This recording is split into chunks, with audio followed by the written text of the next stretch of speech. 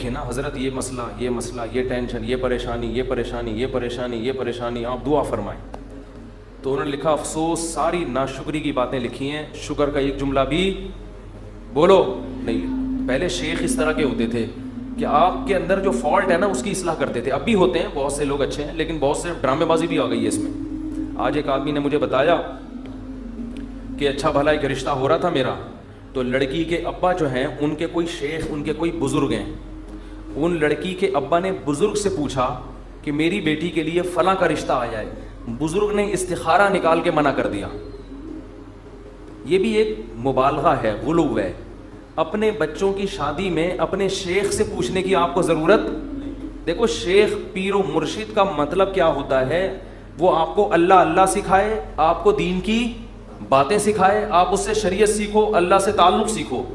شادی بھی اپنی مرضی سے کرو. آپ ہر چیز میں شیخ سے پوچھا جا رہا ہے. تو بھائی وہ آپ کے گھر کے حالات آپ سے زیادہ نہیں جانتا. باپ جتنا اچھا بیٹی کے لیے فیصلہ کر سکتا ہے, ماں جتنا اچھا فیصلہ کر سکتی ہے, پیر و مرشد نہیں کر سکتا. پتہ نہیں کیا بنا لیا لوگوں نے پیر و مرشد کو. اپنی شادی بھی پیر صاحب جہاں کہیں گے وہاں ہوں گی, بچے کی شادی بھی پیر صاحب. وہ بھائی پیر ہے, یہ تمہارا باپ ہے, یہ خدا ہے. یہ پیر صاحب اللہ سیکھنے کے لیے, ان کو بولیں بس اللہ سکھائیں, ٹھیک ہے نا. اس کے علاوہ مجھ سے لوگ آ کے, بہت سے عقیدت مند لوگ ہیں, مجھ سے آ کے پوچھ رہے ہوتے ہیں میری بچی کا یہ مسئلہ وہاں کر دوں. میں کہتا نہ میں آپ کی بچی کو جانتا ہوں, نہ میں اس کمبخت کو جانتا ہوں معذرت کے ساتھ جس سے آپ کی بچی کی شادی. میں کہاں مشورہ دوں گا, خود فیصلہ کرو بھائی. تو اتنا زیادہ اپنے گھروں میں یہ جو پیر و مرشد ٹائپ کی چیزیں ہیں, جو اور ایک نمبر پیر ہوگا نا وہ یہی مشورہ دے گا, کہے گا بھائی اللہ سیکھو, مجھے کیا پتا کہ آپ نے کہاں شادی کرنی ہے کہاں نہیں کرنی ہے. تو آپ کا گھریلو معاملہ ہے. طلاقیں دے رہے ہیں پیر سے پوچھ کے, طلاقیں کس سے پوچھ کے دے رہے ہیں, پیر و مرشد سے پوچھ کے.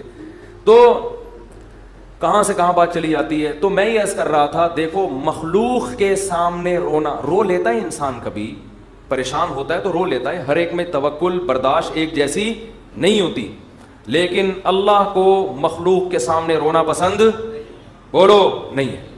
میری عادت ہے, میں اپنے بھی کچھ معمولات کبھی کبھار بتا دیتا ہوں. کبھی اللہ نہ کرے کوئی بیماری آئے, اللہ نہ کرے, تو میں کبھی دعا کی درخواست بھی مسجد میں اعلان نہیں کرواتا. جیسے 8-10 سال پہلے مجھے ملیریا ہو گیا تھا, کافی رمضان میں ہوا, کافی بیمار, اور ملیریا بھی اپنی حماقتوں سے ہوا, احتیاط نہیں کی, اور ہو گیا تو بھی ٹیسٹ نہیں کرایا. فنٹر گیری چل رہی تھی اس وقت, تھوڑی انسان در اور ینگ ہوتا ہے تو فنٹر پنا اس میں زیادہ ہوتا ہے. ٹیسٹ کروا لیتا ہے, ٹائم پہ علاج ہو جاتا تو مسئلہ نہیں بنتا. بخار ہوا, اتر رہا ہے, چڑھ رہا ہے بخار, فنٹر گیری میں ہی ہم زندگی گزار رہے ہیں, وہ بہت ہی خطرناک ہو گیا. یہاں مؤذن, میں مارکیٹ سے شارٹ ہو گیا, 10-12 سال پرانی بات ہے. مارکیٹ سے جب بھی کوئی چیز شارٹ ہوتی ہے جو ہر وقت اویلیبل ہو تو لوگوں کو ٹینشن ہوتی ہے. مؤذن صاحب نے یہاں اعلان کر دیا, امام صاحب کی طبیعت بہت خراب ہے, تمام حضرات سے دعاؤں کی درخواست. میں نے مؤذن صاحب کی کھچائی کی, میں نے کہا میں نے آپ کو کہا ہے کہ آپ پبلک کو بتائیں کہ امام صاحب کی طبیعت خراب ہے, کیا ضرورت ہے شور مچانے کی. طبیعت کا ٹھیک ہونا, طبیعت کا خراب ہونا, یہ سب چیزیں نیچرل ہیں, نارمل ہیں. کبھی ٹھیک ہوگا, کبھی خراب ہوگا, کبھی مرے گا, کبھی جیے گا. ہر چیز کی مسجد سے اناؤنسمنٹ. پھر لوگوں کے فون آنا شروع, سنا ہے آپ بیمار ہو گئے, وہ ایک درد سر بن جاتے ہیں انسان کے لیے. صرف ان لوگوں کو انسان بتا دے, اپنے چند بزرگوں کو جن سے اسپیشلی دعا کی درخواست کی جا سکتی ہے. بھائی طبیعت خراب ہے, آپ سے کہہ رہا ہوں کہ آپ میرے لیے دعا کریں. شور مچانے کی, لوگوں میں پبلش کرنے کی اس کو کی ضرورت نہیں ہے, یہ اللہ کو پسند نہیں ہے یہ عادتیں. آج اب دیکھو آبادی بڑھ رہی ہے نا, میں ہر نماز میں کوئی پرچی آ رہی ہوتے, میرے فلاں کا بیمار ہے ان کے لیے دعا کرا دیں, میرے چچا کی طبیعت خراب ہے ان کے لیے دعا کرا دیں, میرے فلاں کا انتقال ہو گیا ان کے لیے دعا کرا دیں. اس کا کیا ہوتا ہے, میرے دماغ میں ان کا نام رکھنا مشکل ہو جاتا ہے. نام رکھنا کیا ہو گیا, الحمدللہ, اللہ گلے کا ایک توخ ختم ہو گیا. تو ایک دن ایسا ہوا, فجر کے بعد پرچی, ظہر کے بعد پرچی. اب میں پوری نماز میں بندے کا نام دماغ میں رکھا ہوا ہے کہ وسیم سجاد جو حلیم کی دیکھ والے ہیں, ان کی طبیعت سیٹ نہیں چل رہی, نماز کے بعد دعا کرانی, کیونکہ نہیں کراؤ پھر لوگ ناراض ہوتے ہیں. آپ کو بولا تھا ان کے لیے دعا کراؤ.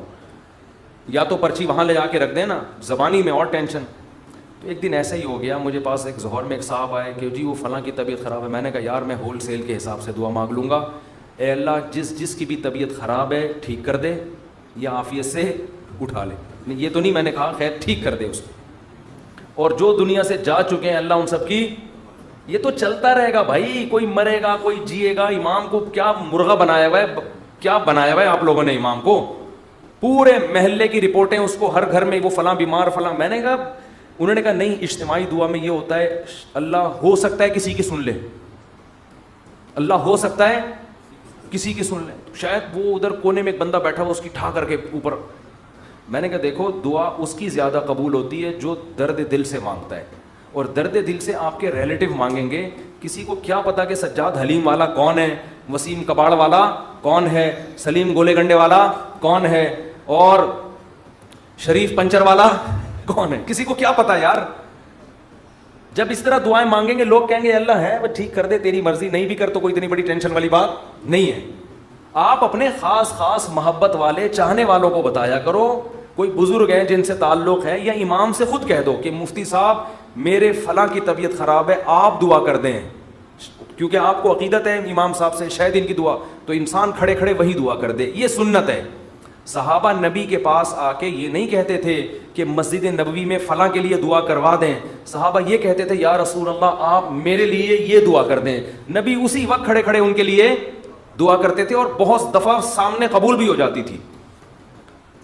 نبی صلی اللہ علیہ وسلم نے ایک دفعہ ارشاد فرمایا کہ میری امت کے 70,000 لوگ بغیر حساب کتاب کے جنت میں داخل ہوں گے جو اللہ پہ بہت زیادہ توکل کرتے تھے.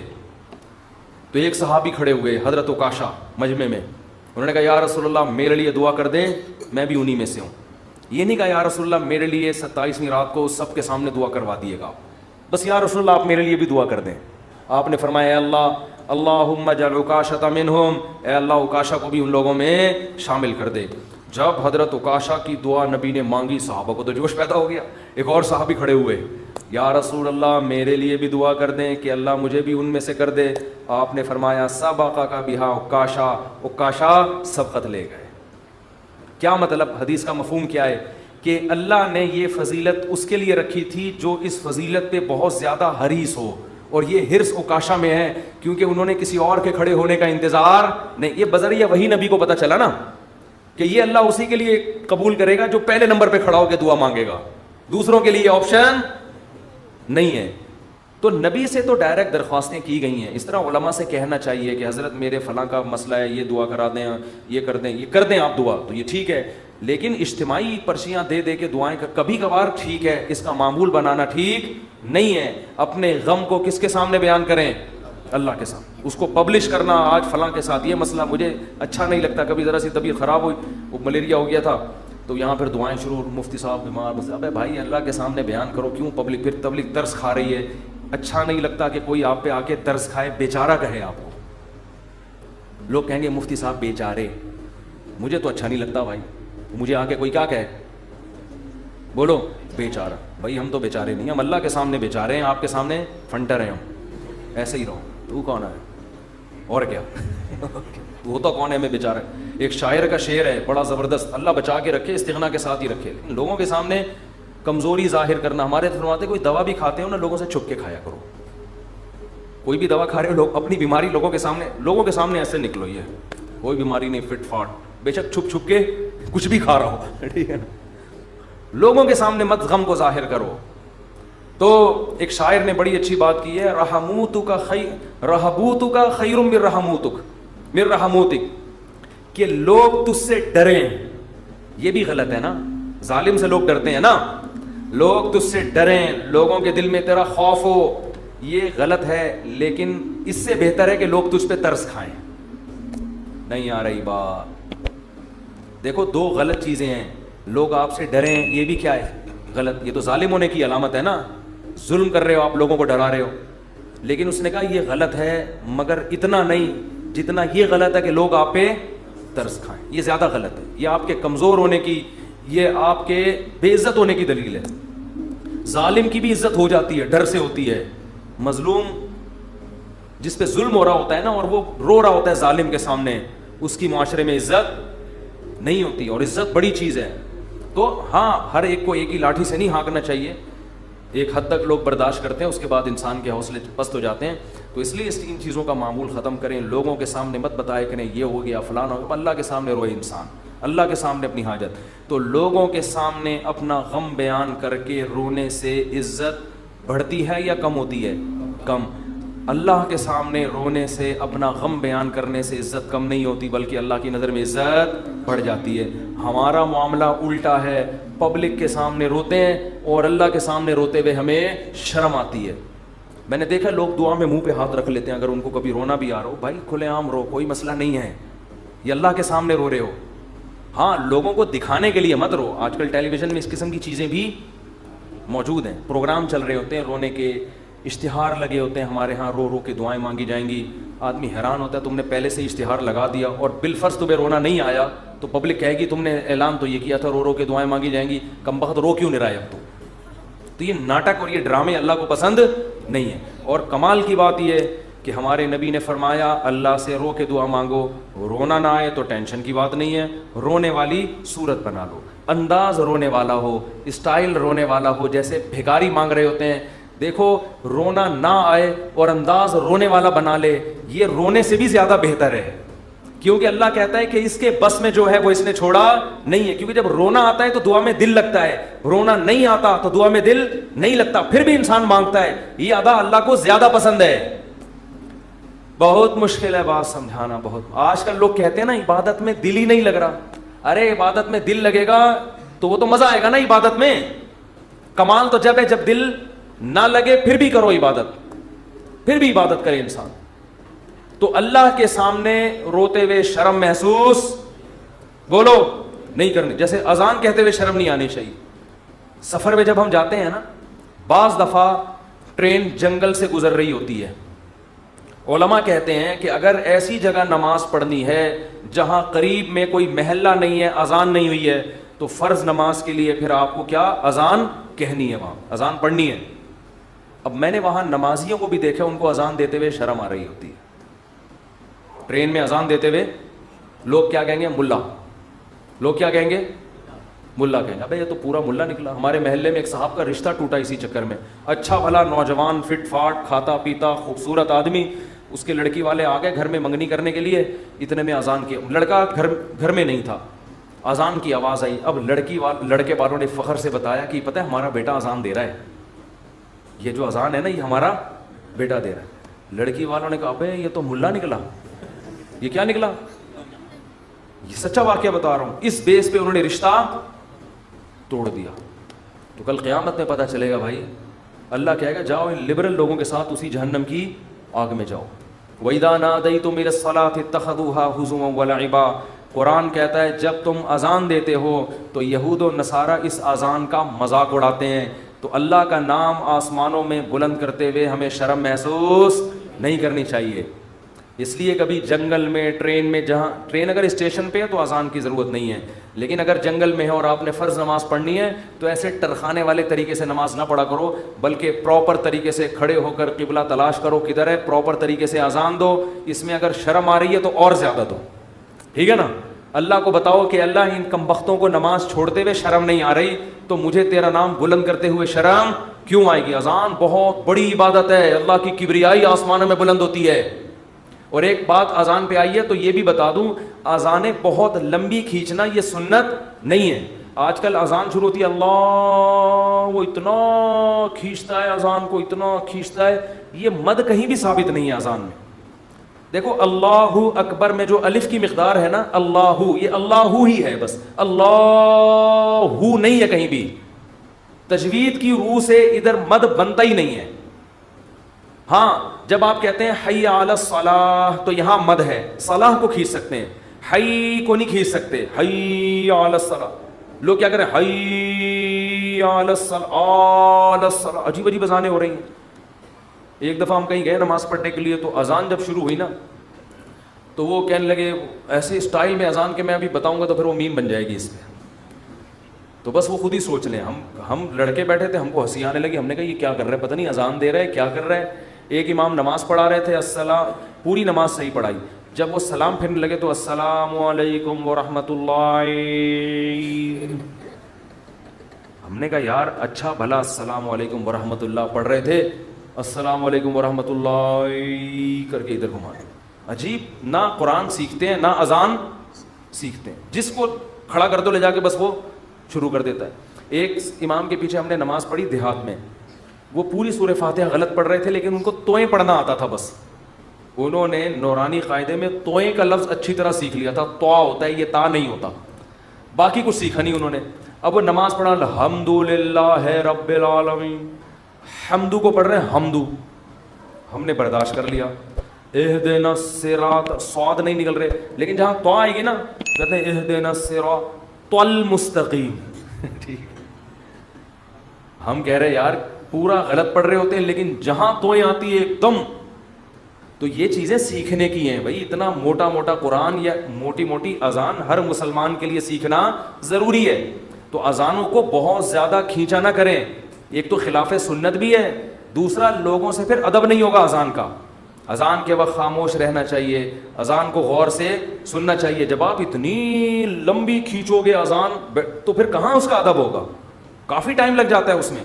مختصر اذان دے, مختصر, اللہ اکبر اللہ اکبر, پھر اللہ اکبر اللہ اکبر, بس. اشہد ان لا الہ الا اللہ, لا پہ مد ہے, الہ پہ نہیں ہے. نہیں آ رہی بات. ہم ایسے ہی اذان دیا کرتے تھے. لوگ کہتے ہیں حرم میں اتنی لمبی اذانیں ہو رہی ہیں, وہ حرم کا ماحول ہے, ایک حرم کی ایک برکت ہے, وہاں لمبی اذان بھی تو سننے کے لیے جاتے ہیں لوگ. بہت سے عرب علماء کو اس پہ بھی اشکالات ہیں. بہت سے عرب تو کہتے ہیں یہ حرم میں بھی جو اتنی لمبی ہو رہی ہے یہ خلاف سنت ہے, لیکن وہ تو حرم کا معاملہ ہے, ان کو اپنے حال پہ چھوڑ دو. وہ پھر بھی وہاں مسئلہ یہ ہے کہ وہاں کا تو ماحول ہی ایسا ہے نا. نارملی جب آپ اذان دیں تو اتنی لمبی اذان نہیں ہونی چاہیے کہ لوگوں کے لیے اس وقت خاموش رہنا, اس کا ادب کرنا ایک آزمائش بن جائے. اور پھر اسپیکر اتنے بھاری بھرکم نہیں ہونے چاہیے کہ اس اذان سے لوگوں کے کان کے پردے پھٹنا شروع ہو جائیں. اس سے لوگ پھر ان شاعر اسلام کی عزت کرنے کے بجائے توہین کرنا شروع کر دیتے ہیں. خاص طور پہ غیر مسلم ممالک میں جہاں آپ کو کوئی اذان کی پرمیشن دے دے تو اعتدال سے اذان دیں, ان کے آرام کا خیال رکھیں. تو جلدی سے میں یہ بات کو ختم کروں. دیکھو دعائیں مانگنے میں شرم اور عار محسوس نہ کرو, اللہ کے سامنے گڑ گڑانے میں شرم اور عار محسوس نہ کرو, اس کا معمول بنا لو. حضرت عمر فرمایا کرتے تھے کہ میری دعا قبول ہو رہی ہے یا نہیں مجھے اس سے غرض نہیں ہے, مجھے اس سے غرض ہوتی ہے کہ مجھے دعاؤں کی توفیق مل رہی ہے کہ نہیں مل رہی. تو جتنی دعائیں, ڈاکٹر ٹھیک کرے گا, جا مانگ ڈاکٹر سے, میری مرضی میں ٹھیک کروں نہ کروں, لیکن تو نے یہ بتا دیا ہے کہ تو مجھے اپنا محتاج, تو اپنے آپ کو میرا محتاج نہیں سمجھتا. تو نے اپنے عمل سے یہ ثابت کر دیا ہے کہ تو اپنے آپ کو نہیں سمجھتا کہ میں اللہ کا محتاج ہوں. تو نہیں سمجھتا کہ اللہ سب کچھ کر سکتا ہے. اس لیے اللہ کی نظر میں دعا کی ویلیو ہے. اگر آپ کا کوئی مسئلہ اٹکا ہوا ہے اور آپ اس کے اسباب اختیار کرتے ہو, دعا نہیں مانگتے, اللہ کہتے ہیں تیرا یہ خیال ہے کہ مسئلے میں دور نہیں کر سکتا, مسئلے تیرے گورنمنٹ دور کرے گی. تو یہ تکبر ہے جو آپ کو سزا کا ذریعہ بنے گا اور برکتیں چھین لے گا آپ کی زندگی سے. اس لیے قرآن کے الفاظ دیکھو, وقال ربکم ادعونی استجب لکم. اللہ کہتے ہیں کہ مجھ سے دعا مانگو میں تمہاری دعا کو قبول کروں گا. ٹھیک ہے بھائی, یہ آپشن ہے نا. آپ بتاؤ جب کوئی گورنمنٹ کسی کو کوئی آپشن دیتی ہے یا کوئی بینیفٹس دیتی ہے تو گن پوائنٹ پہ تھوڑی دیتی ہے. بھائی گورنمنٹ نے یہ کہا کہ قرضہ ملے گا بغیر سود کے, غریب لوگوں کو چاہیے اپنا مکان بنائیں, یہ کہے گی نا گورنمنٹ. آگے دھمکی تو نہیں دے گی, جس نے قرضہ نہیں لیا نا ہم سے مکان بنانے کے لیے اس کو شوٹ کر دیا جائے گا. ایسی دھمکی دے گی کبھی؟ تو یوں ہی کر دو اگر منہ سے نہیں نکل رہا کچھ. دھمکیاں دے کے کبھی کسی کو کوئی سہولت دی جاتی ہے؟ ہاں دیہاتی مائیں کرتی ہیں ایسا. کھا, وہ ایک آدمی نے پرینک بنایا کہ انگریزوں کی مائیں اور پاکستانیوں کی مائیں میں کیا فرق ہے, بڑا زبردست تھا. انگریز کی ماں کھانا لا کے رکھ دے گی, کھانا ہے کھا, نہیں تو یہاں سے دفع ہو جا. ٹھیک ہے. پاکستانی اور دیہاتی ماں کیا کرے گی, وہ میرا بیٹا کھا لے, یہ میں نے تیرے لیے پکائی ہے بریانی, میں نے تیرے لیے یہ پکایا ہے. پہلے منتیں کرے گی, بچہ نہیں کھائے گا تو دھمکیاں دینے پہ آ جائے گی اس کو, کھا ورنہ میں تھپڑ ماروں گی تیرے کی. بے غیرت, تو نے بنوایا کیوں مجھ سے, یہ مجھے پتہ نہیں ہے یہ. تو نارملی ایسا ہوتا نہیں ہے کہ آپ کسی کو کوئی نعمت دے رہے ہو اور ساتھ میں بندوق نکال کے بولو کہ یہ لو. کسی کو آپ نے ہدیہ دیا, 100 روپے, 1000 روپے, 500 روپے آپ نے کسی کو دیے, یہ آپ کی خدمت میں, وہ کہہ رہے یار میں تو ابھی ضرورت نہیں ہے آپ کا, بڑی نوازش, آپ بندوق نکال لے. تو یہ ہدیہ رہے گا؟ یہ ہدیہ تھوڑی رہے گا. تو کوئی بھی جب حکومت یا کمپنی کسی کو سہولت دیتی ہے تو وہ گفٹ کو پھر گفٹ ہی قرار دیتی ہے. لیکن اللہ کا اسٹائل یہاں پہ بالکل انداز بالکل الگ ہے. اللہ کیا کہتے ہیں؟ مجھ سے مانگو. یہ بینیفٹس مل رہے ہیں نا اللہ کی طرف سے ہے بھائی. اللہ کیا کہہ رہے ہیں؟ مجھ سے مانگو اور میں جو مانگو گے میں وہ تمہیں دوں گا. بس یہ اللہ ٹھیک ہے, ہمیں تو نے بتا دیا کہ ہم مانگیں گے اور تو دے گا, ہمیں یہ بات پتہ چل گئی, اب ہماری مرضی, ہم جب چاہیں تو اس سے مانگے, ہمیں یہ سہولت کا پتہ چل گیا, اب ہم ہماری مرضی, اب ہمارے پر. کہتے ہیں اٹس اپ ٹو یو, کہتے ہیں نا یہ اب آپ کے اوپر ہے, آپ مانگے یا نہیں مانگے. نہیں آگے اللہ نے بندوق نکال لی ہے ٹھیک ہے نا, بندوق نکال لی. اللہ کہتے ہیں ان الذین یستکبرون عبادتی, یاد رکھو مجھ سے مانگنے میں تکبر کیا. میں نے تو کہا ہے مانگو, اگر نہیں مانگا کبر سے کام لیا کہ نہیں جی ہم نہیں مانگ رہے, سیدخلون جہنم داخرین, ذلیل کر کے جہنم کی آگ میں پھینک دوں گا. بڑے بھائی اللہ تو ہمیں گفٹ دے رہا ہے دعا کا یا جرمانہ لگا رہا ہے, کیا کر رہا ہے؟ سمجھ میں آنے والی بات ہے؟ کوئی سمجھ میں آنے والی بات؟ بالکل سمجھ میں نہیں آ رہی ہے. یہی وجہ ہے کہ قرآن میں اور مقام پہ جب اللہ نے کہا نا میری یہ نعمتیں کھاؤ, تو پھر یہ نہیں کہا نہیں کھاؤ گے تو یوں کر دوں گا, یہ نہیں کہا. اللہ نے قرآن میں کہا کلو واشربو, کھاؤ اور پیو, حد سے تجاوز نہ کرو. یہ نہیں کہا اگر نہیں کھایا نا تو جہنم میں پھینک دوں گا, یہ کہا قرآن نے. کیا ہو گیا بھائی؟ اللہ نے کہا فن کے ہو, نکاح کرو, یہ نہیں کہا نہیں کیا نا جہنم میں پھینک دوں گا میں, بشرطے کہ گناہ سے بچے انسان. گناہ کرو گے پھر تو جاؤ گے جہنم. لیکن جو بھی اللہ نے نعمتیں دی ہیں ان کو بندوق کی نوک سے نہیں اللہ نے کہا, کیونکہ وہ نعمت پھر نعمت رہتی نہیں ہے, وہ نعمت تھوڑی رہتی ہے پھر وہ. لیکن یہاں اللہ کیا کہہ رہے ہیں؟ مجھ سے مانگو میں تمہیں دوں گا. ہم خوش ہو گئے, زبردست, اللہ کی طرف سے انعام مل گیا, ٹھیک ہے جب سہولت سے ٹائم ملے گا تو مانگ لیں گے, موڈ ہوگا. اور نہیں بھی مانگا تو اللہ نے بس ایک آپشن دیا ہے کہ مانگو گے تو ملے گا. لیکن اللہ نے کیا کیا, انداز دیکھو, کہا کہ اگر نہیں مانگا تو جہنم میں ذلیل کر کے داخل کر دوں گا. سوال پیدا ہوتا ہے اللہ یہ تو گفٹ دے رہا ہے یا ہمیں ڈرا رہا ہے, آزمائش میں ڈال رہا ہے؟ اللہ کہتے ہیں گفٹ بھی دے رہا ہوں لیکن یہ بہت بڑی آزمائش بھی ہے.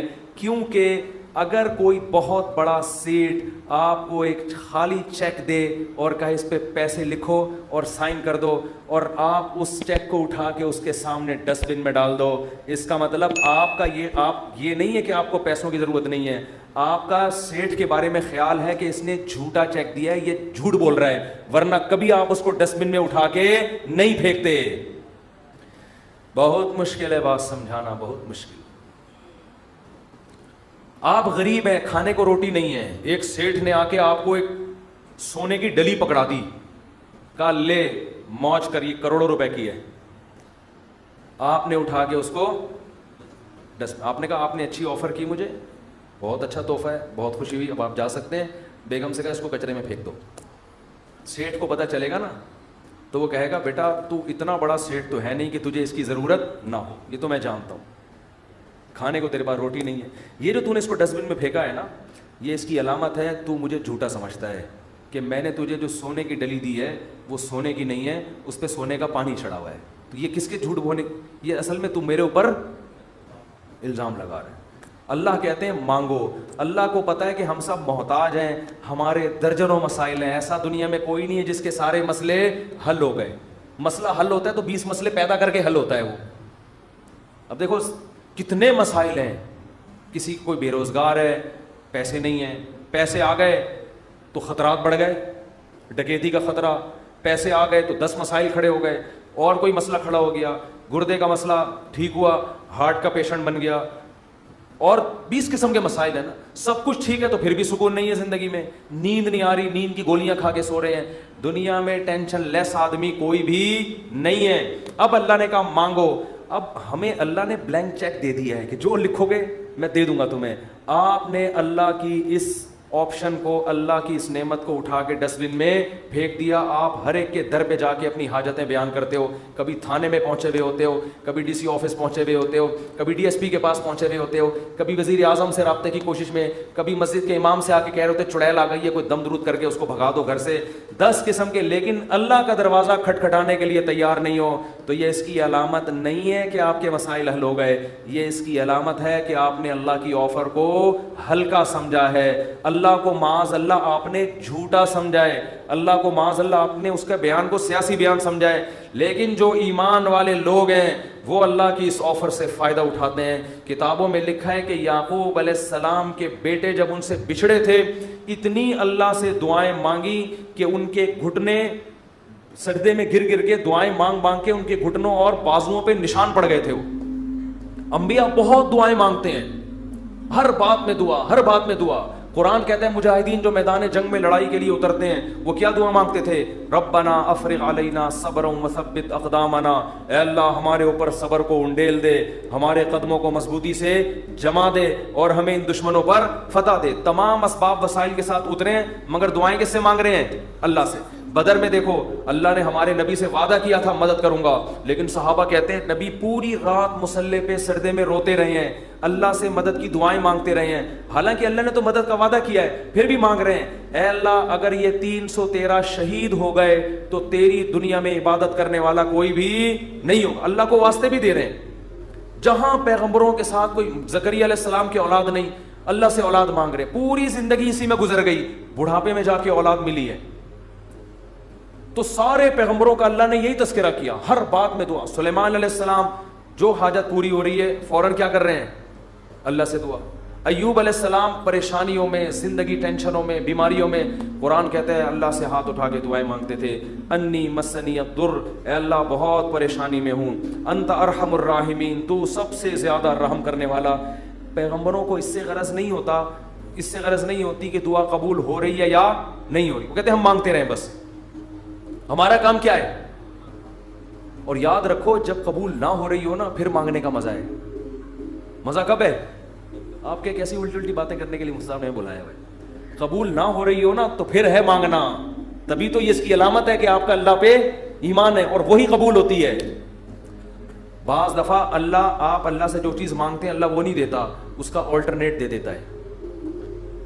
ایک صاحب کا فون آیا, مجھے کسی سے عشق ہوا ہے اور میں دعائیں مانگ مانگ کے تھک گیا, پھر بھی نہیں ہو رہی شادی. آج کل تو لڑکوں کے یہی مسائل ہے, مانگ مانگ کے دعائیں تھک گیا. تو آپ کہتے ہیں دعائیں قبول ہوتی ہیں, میں تو پھر اس پہ اور تڑکا لگا دیتا ہوں.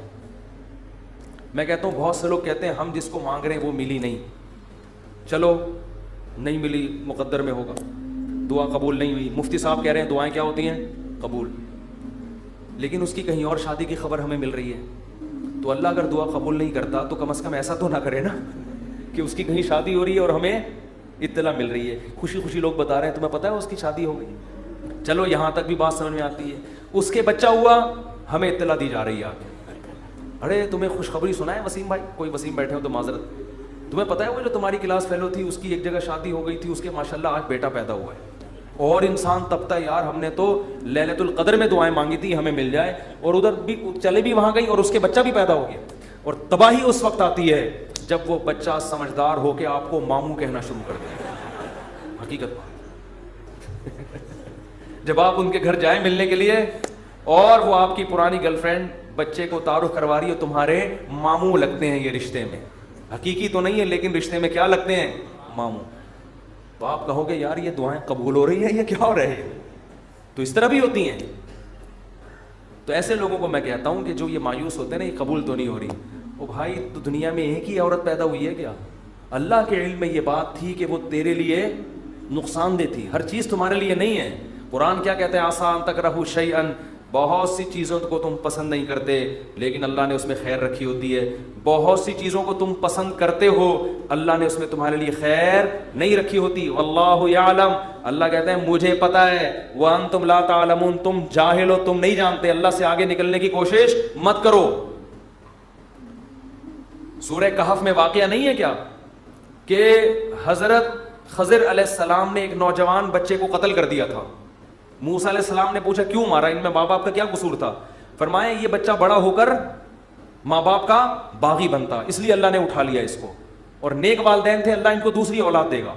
اب وہ والدین تو رو رہے ہوں گے ہائے ہمارا بچہ اللہ نے چھین لیا ہم سے. بھائی اللہ کے علم میں یہ بات ہے کہ اس کے کا نعم البدل اللہ تمہیں عطا کرے گا, اور وہ ایسا ہوگا جو تمہاری خدمت کرے گا. تو ہمیں نہیں پتا, کچھوں کے اولاد نہیں ہوتی وہ پریشان ہے, ہو کیوں نہیں رہی, اسی میں خیر ہے. کیا بھروسہ کوئی اولاد ہو اور وہ آپ ہی کا سر بجانا شروع کر دے وہ آپ. جو جیسا چل رہا ہے اللہ سے اچھی امید رکھو, اے اللہ میرے ساتھ یہی ٹھیک ہے, سر پہ بال اگائیں ٹھیک ہیں, نہیں یوں بولا کرو مجھ پہ ٹنڈ سوٹ کرتی ہے اس لیے اللہ مجھے بال نہیں دے رہا. بہت سے لوگوں کا مسئلہ ہے بال ہی نہیں اگ رہے, مالشیں کر کر کے, زیتون کی مالشیں, یہ آملہ کھا لیا انہوں نے, لگانے کے بجائے نا کھانا شروع کر دیا انہوں نے, نہیں اگ رہے ہیں. ایسے لوگ ایسے گنجے دنیا میں موجود ہیں. مجھ سے آگے پوچھ رہے ہوتے ہیں آپ نے کیا کیا ہے جو آپ کے بال اگائے؟ تو بھائی ہر ایک کے نہیں اگیں گے, یہ آزمائش ہے اللہ کی طرف سے. تو اسی میں صبر کرو یار, مر کے کیا ہو جائیں گے, ختم. اسی میں اس پہ روٹیاں پکاؤ. جب ایک بڑا سر ہو نا اور بڑی خوبصورت سی ٹنڈ ہو تو میرا تو دل کرتا ہے اس کو دھوپ میں گرم کر کے اس پہ چپاتیاں مزہ آتا ہے. سر بھی بڑا ہو اور تمیز سے بنا ہوا تو ایک دم ایک ایسا ایسا فیل سا ہوتا ہے. خیر یہ تو مزہ, اس پہ ایڈریس لکھ لو, کبھی گم نہیں ہو گیا آپ. تو اگر اللہ نے ٹنڈ دی ہے بہت سے کام اس ٹنڈ سے لیے جا سکتے ہیں, ایڈریس لکھ دو اس پہ, تو اس کا فائدہ یہ ہوگا کہ کبھی بھی گم نہیں ہوگے. خیر یہ تو میں مذاق کر رہا ہوں, لیکن اللہ نے جو آزمائش مقدر کی ہے کیا کرو بھائی, صبر. خواتین پریشان ہوتی ہیں, بچے مر جاتے ہیں بعض دفعہ بچپن میں. نبی نے کیا فرمایا, جس عورت کا بچپن میں بچہ مر گیا اور اس نے صبر کیا میں اس کے لیے جنت کی ضمانت لیتا ہوں. بے صبرے لوگ اللہ کو پسند نہیں ہیں. ہم نے اپنے بچپن میں ایسی عورتیں بھی دیکھی ہیں, جوان بیٹا مر گیا, آنسو نکل رہے ہیں ان کے, میں نے خود اپنی آنکھوں سے دیکھا, آنسو نکل رہے ہیں ماں کے, لیکن اللہ سے کہہ رہی ہے اے اللہ یہ آنسو میرے اختیار میں نہیں ہے اس لیے رو رہی ہوں, کہیں تو مجھے بے صبرے لوگوں میں شامل نہ کر لینا. میں نے ایسی عورتیں دیکھی ہیں بچپن میں, جوان بیٹا مرا ہوا ہے اور ماں رو کے کیا کہہ رہی ہے, اللہ یہ میرے اختیار میں نہیں ہے اس لیے رو رہی ہوں. دیکھو ایسی عورتیں ہوا کرتی تھیں. اب تو چیخنا, چلانا, واویلا کرنا, شور شرابہ, گھروں میں چیزیں اٹھا اٹھا کے پھینکنا, اس کو سمجھتے ہیں بڑا نیک آدمی ہے یہ. تو صبر کرنے والے پسند ہیں. مانگتے رہو مانگتے رہو مانگتے رہو, اس چکر میں مت پڑو کہ کون سی قبول ہو رہی ہے کون سی نہیں ہو رہی. ہر چیز اللہ سے مانگے. نبی نے فرمایا جوتے کا تسمہ بھی ٹوٹ جائے تو کس سے مانگو, اللہ سے. اس کا مفہوم پتہ ہے کیا ہے, مطلب یہ کہ لوگوں سے مت مانگو, لوگوں سے مت مانگو. ہر حاجت کس کے سامنے پیش کرنی ہے, اللہ سے. پھر قبول ہو جائے ٹھیک ہے, نہیں ہے تو زیادہ ٹھیک ہے. اور میں نے تو اپنی زندگی میں دیکھا ہے بھائی کہ انسان حقیقت میں اللہ سے گڑ گڑا کے مانگتا ہے نا, دعا قبول ہوتے ہوئے نظر آتی ہے اس کو.